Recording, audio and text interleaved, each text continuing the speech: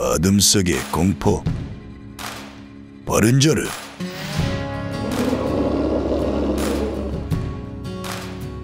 태양이 맹렬히 타오르고 바람은 비밀을 속삭이는 호주의 노던 테리토리 한가운데서 미스터리한 사건이 발생하고 있습니다.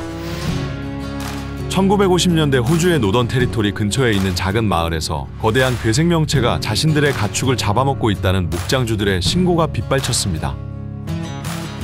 피해를 입은 목장주들의 말에 의하면 그 괴생명체의 발자국 패턴은 이족 보행을 하는 거대한 생명체처럼 보인다고 하였죠. 이처럼 미스터리한 가축 살해 사건이 빈번했던 노던 테리토리 주변에 위치한 마을 코베트에서 젊은 청년 헤이드는 자신의 아버지와 함께 소농장을 운영하고 있습니다. 그들의 하루는 매우 고됐습니다. 헤이드는 새벽부터 일어나 말과 소를 관리하였고 자신의 건강보다 가축들의 상태를 살피는 것이 항상 먼저였죠. 사실 헤이든과 그의 아버지가 관리하는 농장과 가축들은 과거 그들의 조상들이 힘들게 이뤄낸 농장이었으며 그들이 대대로 물려준 이 비옥한 땅과 가축은 깊은 의미를 갖고 있었습니다. 바람에 맞춰 우는 닭들의 울음소리와 오래된 판자의 삐걱거리는 소리가 농장에 울려 퍼지며 이들의 고된 하루는 매일 시작되었죠. 그들은 뙤약볕 아래서 울타리를 고쳤고 말들은 방목장에서 낑낑거리며 손질을 해줄 부드러운 손길을 기다렸으며 건장하고 강인한 소들은 먹을 것을 찾아 들판을 거녔습니다. 헤이든의 아버지 헨리는 평소 무뚝뚝한 성격이었지만 자신이 여태껏 쌓아온 경험과 지혜를 자신의 아들에게 전수해주려 부단히 노력하였습니다. 땀과 먼지 속에서 그들은 서로를 의지하며 위안을 얻었으며 밤에 내려온 수많은 별들을 바라보며 고된 삶에 잠시나마 여유를 찾았죠. 헤이든은 고작 24살이었지만 그의 얼굴에는 고된 노동의 흔적이 새겨져 있었고 손에는 거친 오지에서 살아온 삶의 상처가 고스란히 남아있었습니다. 활활 타오르는 모닥불 옆에서 그들은 수십 년에 걸친 이야기와 이 험난한 오지에서 가축을 길들인 조상들의 이야기를 나눴죠. 이렇게 평화로워 보이는 헤이든과 헨리에게 요즘 큰 걱정이 생겼습니다. 최근 주변 농장에서 일어나고 있는 가축 살해 사건으로 신경이 곤두서 있었죠. 어떤 이는 소들이 잔인하게 찢겨 죽었다고 하였고 어떤 이는 하룻밤 사이 수십 마리의 말들이 무언가에 의해 부서진 울타리 사이로 도망갔다고 하였죠.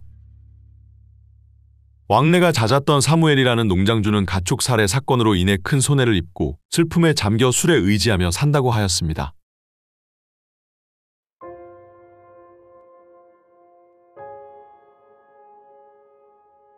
가축 살해 사건으로 인해 헤이든과 그의 아버지 헨리는 가축과 농장을 지키기 위해 밤마다 교대로 경계를 섰습니다. 뜨겁던 대지가 차갑게 식어버린 새벽, 총알이 장전된 소총을 들고 농장을 바라보는 그들의 눈빛은 매섭게 그지없었죠. 약 새벽 4시쯤 밤이 깊어가고 있었고 유독 일이 많았던 탓인지 헤이든은 쏟아져오는 졸음을 참으며 가축들을 지키고 있었습니다. 그 순간 갑자기 말들의 숨소리가 거칠어지고 들판을 배회하던 소들이 큰 울음소리를 냈습니다. 피곤함에 잠시 잠들어버린 헤이든은 몇 분이 지나 가축들의 울음소리를 듣고 화들짝 놀랐겠습니다. 공기를 찢는 가축들의 고통스러운 소리에 총을 들고 울타리를 넘어 뛰어가는 헤이든. 이내 끔찍한 광경을 목격한 헤이든의 등에는 소름이 돋았으며 차가운 땀이 흘렀습니다. 온몸이 찢긴 여러 마리의 소들의 피가 헤이든의 발에 닿았으며 그들을 지켜주고 있던 울타리는 박살나 있었습니다. 농장의 생명줄과도 같은 가축들이 사체가 되어 들판 곳곳에 널브러져 있었습니다. 찢겨진 살점과 흩어진 뼈가 뒤섞인 끔찍한 장면은 마치 악몽과도 같았죠.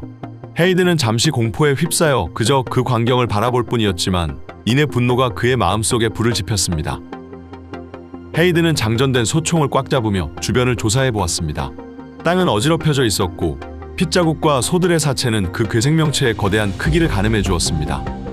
해당 흔적들을 추적하던 헤이든은 이 사건의 범인이 들깨나 딩고의 소행일 수 없다는 것을 알았습니다. 죽은 소들의 몸에는 매우 날카로운 발톱 자국과 거대한 이빨 자국이 나 있었으며 튼튼한 울타리 또한 마치 자동차로 부순 듯 박살나 있었기 때문이죠. 심각함을 감지한 헤이든은 서둘러 아버지에게 향했습니다.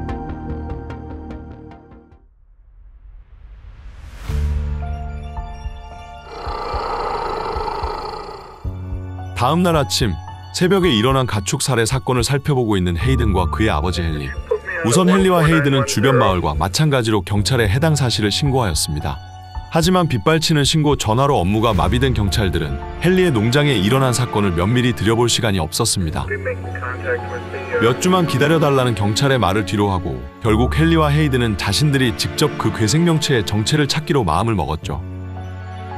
그들은 잔인하게 찢겨진 소들의 사체들 사이로 엄청난 힘과 그 크기를 가늠할 수 있는 괴생명체의 발자국을 발견했습니다. 죽은 소들의 몸에선 매우 날카로운 칼로 베인 듯한 상처들이 있었으며 큰 입으로 찢어먹은 흔적들이 여기저기서 발견되었죠. 계속된 수색 작업으로 어느새 날이 저물어 깊은 어둠이 찾아오고 있었습니다. 그때 헨리는 부서진 울타리 사이로 마른 핏자국이 이어지는 것을 발견하였습니다. 충격이었습니다. 거대한 소 한 마리를 마치 질질 끌고 간 듯한 흔적들이 있었기 때문이죠. 이내 아들을 집으로 보내고 헨리는 소총과 함께 가축들을 바라보며 경계를 서고 있었습니다. 잠시 생각에 잠긴 헨리는 어릴 적 할아버지가 말씀하신 원주민들의 이야기가 갑자기 떠올랐습니다. 호주 원주민들의 전설에 따르면 노던 테리토리에 아주 옛날부터 살아온 걸어다니는 도마뱀이 있다고 합니다. 그 괴물의 이름은 버룬조르라고 불렸으며 그 크기가 너무 거대해 버룬조르가 자신들의 가축들을 잡아먹을 때마다 아무런 반항도 하지 못하였다고 합니다. 당시 헨리는 자신의 할아버지가 가축들을 소중히 돌보라는 의미로 이런 말을 하였다고 생각했습니다.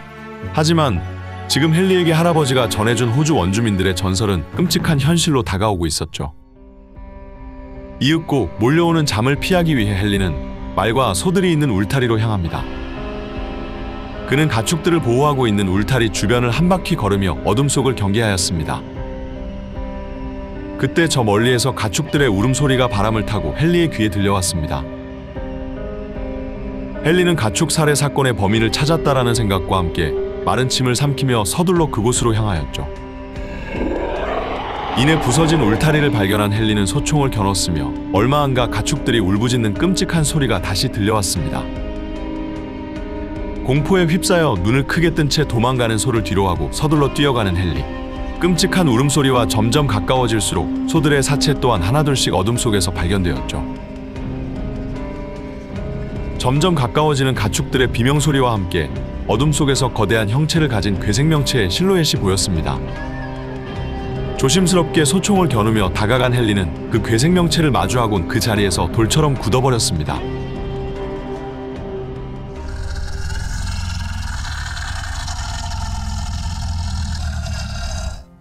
달빛이 날카로운 발톱과 흉측한 괴물의 얼굴을 비추고 있었습니다. 그 괴물의 눈은 굶주림으로 빛나고 있었으며 소를 허겁지겁 뜯어발기며 먹고 있었죠. 랜턴에 비친 그 괴생명체를 바라본 헨리는 자신이 꿈을 꾸는 것이 아닌지 의심하였습니다. 이내 과거 자신의 할아버지가 들려주었던 버룬조르 이야기가 사실임을 깨달았죠. 그리곤 새벽이 지나 점점 태양이 떠오르고 있었습니다. 원주민들의 이야기 속 괴물 버룬조르의 실체가 점점 어둠 속에서 벗겨지고 있었죠.